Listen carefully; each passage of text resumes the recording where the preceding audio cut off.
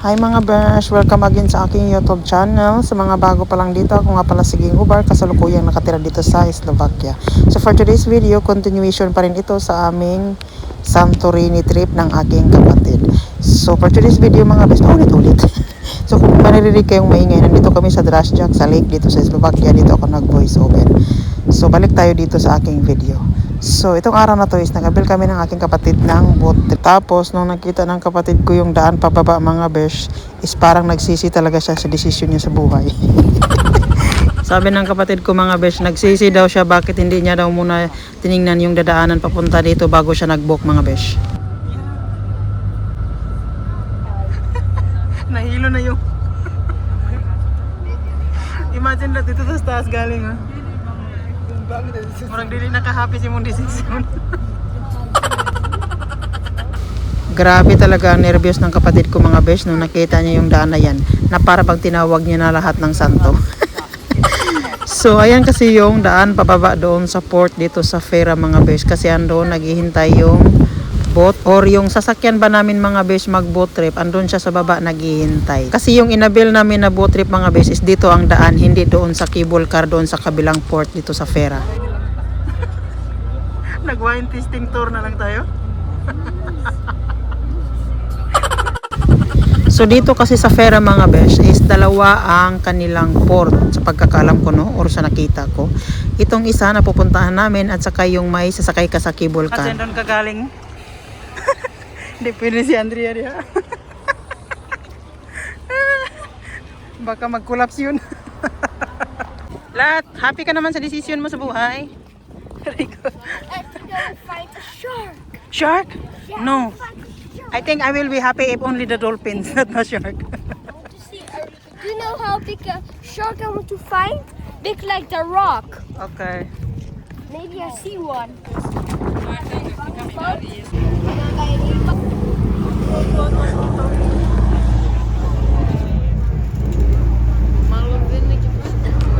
At ayan na nga mga besh, nag-start na ang aming boat trip at tara, samahan nyo kaming mag-trip dito sa Santorini Island.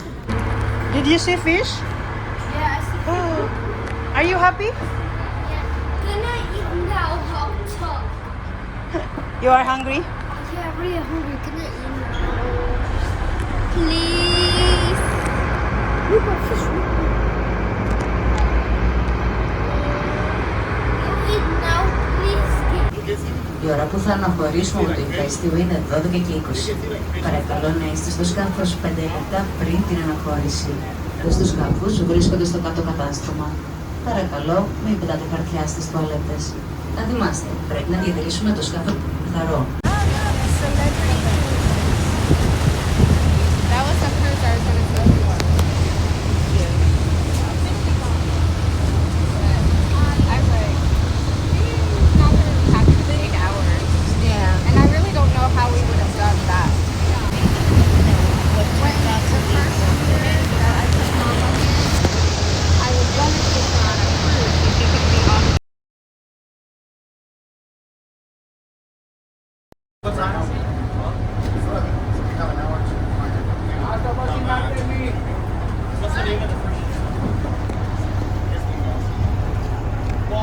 First stop.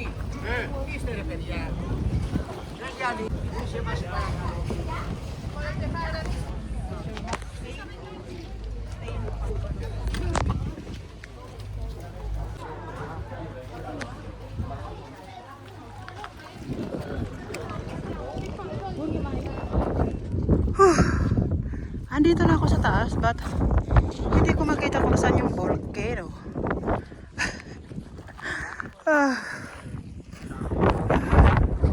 Shit, nangangamay araw na tayo. Sobrang tirik ng araw. Ito na daw yun. Wala man ka kung makita na anything na ang ini-expect ko is inside the vulkan, pero wala man. Ay, Maria.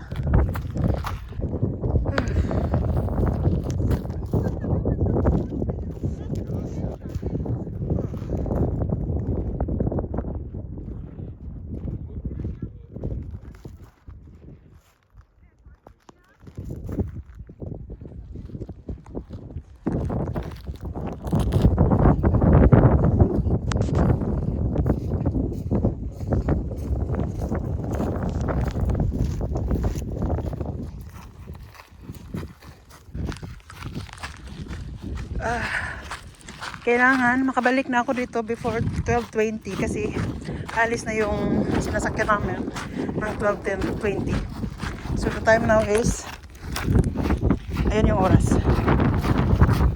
I know, Slovak time pala yan. 12 na yan. 12, exactong 12 na yan. Kasi, ano dito plus 1 hour. Nahuli ang Slovakia ng 1 hour. Ayan na siya.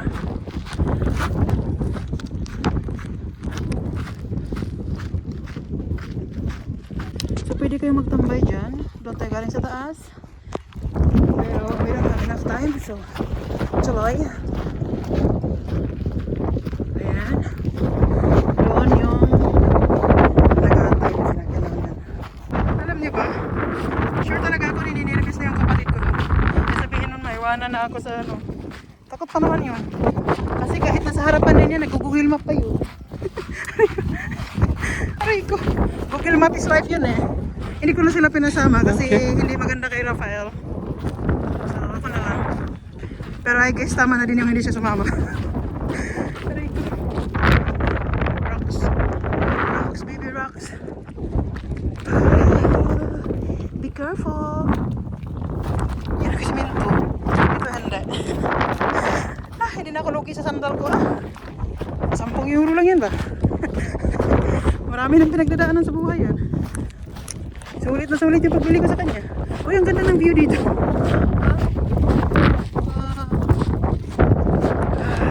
Meron ding ano dito, sheet.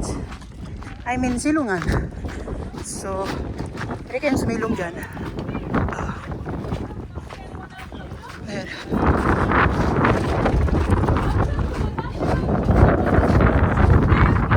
Sabihin niya ako, asan si Pating? Mabisaan ko sa ano? Mabisaan ko sa barko. Ay, tumatakbo dito. Kasabayan ko yun sila. Super mabato dito. Oh my God, ang ganda ng view dito. So nag-selfie na lang ako mga besh. Kaya ganda ng view. Lakas ang hangin.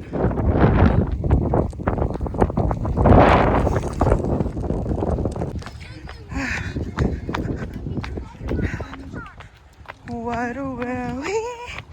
Ang ganda ng view dito kaysa sa taas. Oh my God, nag-enjoy ko pa yung view dito kaysa sa taas. Titignan ko yung reaction ng kapatid ko. Ayun na siya.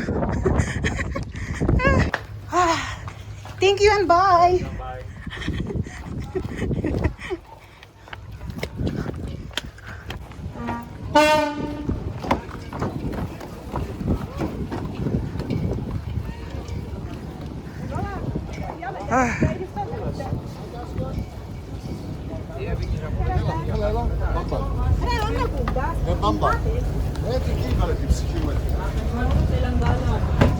Oh, kamusta?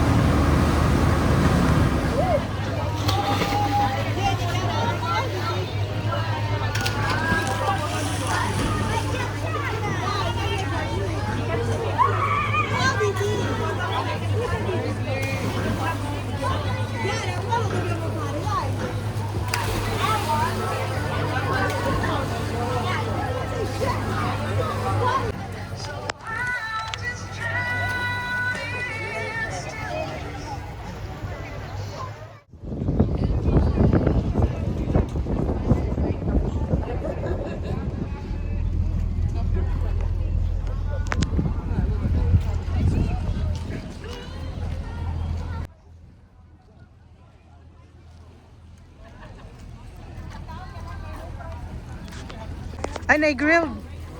Wow. Wow.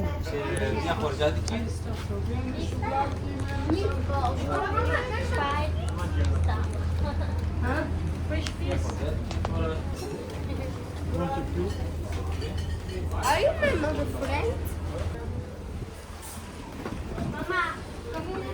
Para makalimtan niyang gigutom sa kay murag naong na ba nagkaon?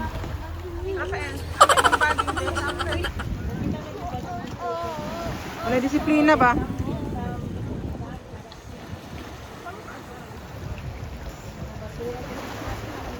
So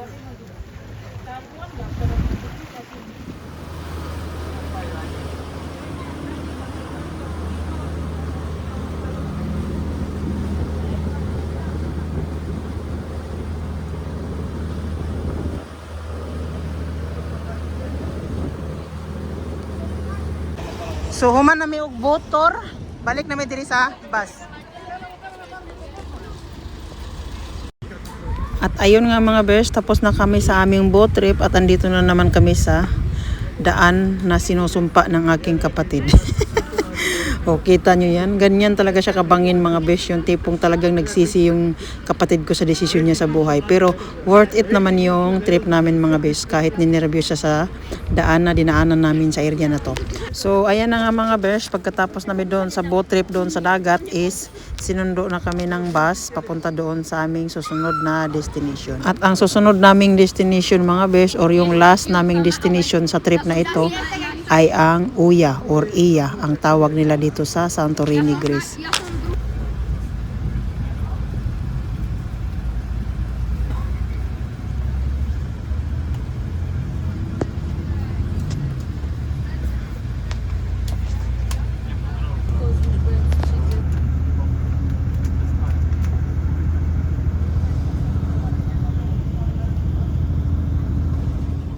So doon nagparking yung bus.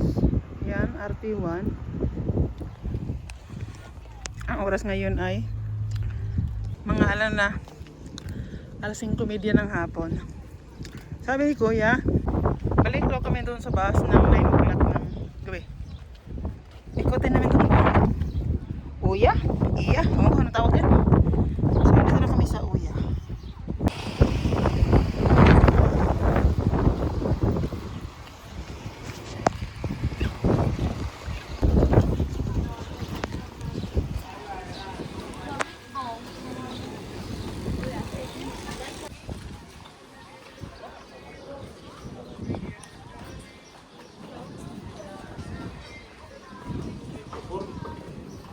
Kabayan?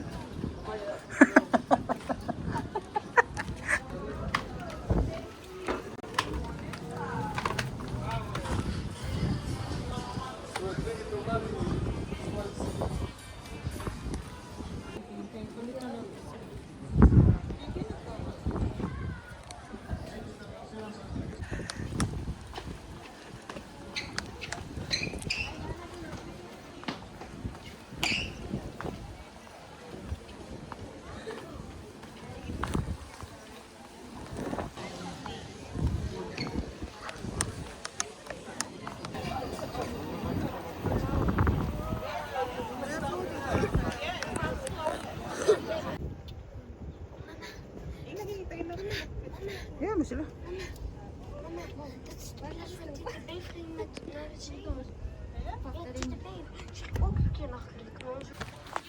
Hey, look, this is the Mona Lisa. Oh, may Habayanas dito. Look, this is the Mona Lisa, but Mr. Beast. Oh! Mama, who's guys? Yes, yeah?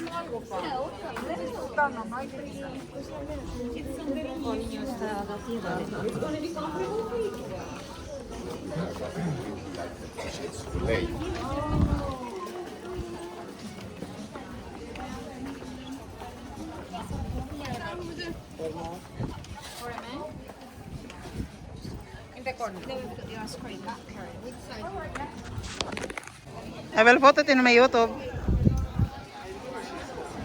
Hmm?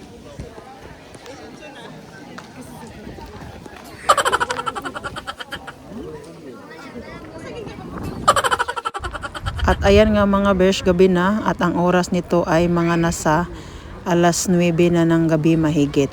Umalis pala kami ng bahay kaninang umaga mga besh ay 9 o'clock in the morning. Sinundo kami ng bus doon sa accommodation namin kasi 9 yung start ng boat trip namin or yung trip nitong araw na to.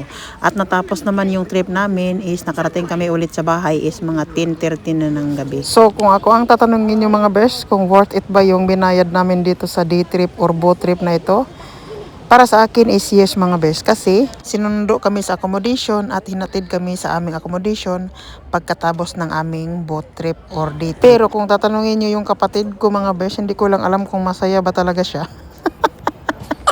dahil sa mga daan dito na masyadong matarik. So, hindi siya natutuwa sa ganun. Bitaw mga besh, oy, seryoso. Masaya naman kami nitong araw na to dahil kahit paano is sulit yung binayad namin. So, kung tatanungin nyo ako magkano yung bayad sa day trip or boat trip namin mga besh, ang binayad pala namin ay 55 euro sa adult at sa bata naman is kalahati ng 55 euro. So, pauwi na kami mga besh. At maraming salamat sa panonood at see you again in my next video. Ciao!